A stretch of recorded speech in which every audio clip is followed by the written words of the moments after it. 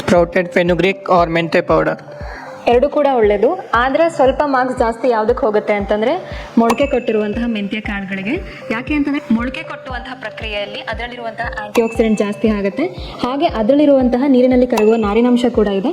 ಹಾಗಾಗಿ ಪೌಡರ್ಗಿಂತ ಸ್ಪ್ರೌಟೆಡ್ ಫೆನುಗ್ರಿಕ್ ಒಳ್ಳೆಯದು. ಚಕ್ಕೆ ಅಥವಾ ಅರಿಶಿನ? ಎರಡೂ ಕೂಡ ಒಂದು ಮಿಕ್ಸ್ಡ್ ಬೆನಿಫಿಟ್ ಇದೆ. ಚಕ್ಕೆಗೆ ನಾನು 7 ಮಾರ್ಕ್ಸ್ ಕೊಟ್ಟರೆ ಅರಿಶಿಣಕ್ಕೆ 9 ಮಾರ್ಕ್ಸನ್ನು ಕೊಡ್ತೇನೆ. ಸೊ ಚಕ್ಕೆ ಏನು ಮಾಡುತ್ತೆ ಅಂತಂದರೆ ಇನ್ಸುಲಿನ್ ಸೆನ್ಸಿಟಿವಿಟಿಯನ್ನು ಇಂಪ್ರೂವ್ ಮಾಡುತ್ತೆ. ಆದರೆ ಅರಿಶಿಣ ಅಂತ ಬಂದಾಗ ಅದು ಕ್ರಾನಿಕ್ ಇನ್ಫ್ಲಮೇಷನನ್ನು ಕಡಿಮೆ ಮಾಡುತ್ತೆ.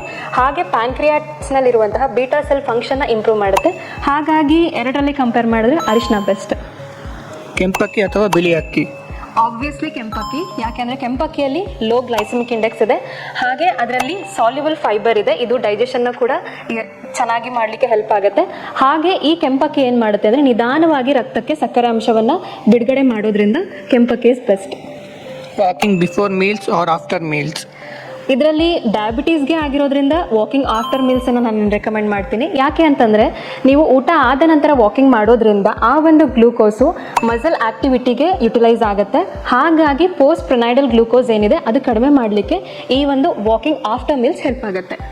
ಇನ್ನಷ್ಟು ಡಯಾಬಿಟೀಸ್ ಬಗ್ಗೆ ನಿಮಗೆ ಮಾಹಿತಿ ಬೇಕು ಅಂತಂದರೆ ಡಯಾಬಿಟೀಸ್ ಅಂತ ಕಮೆಂಟ್ ಮಾಡಿ. ಧನ್ಯವಾದಗಳು.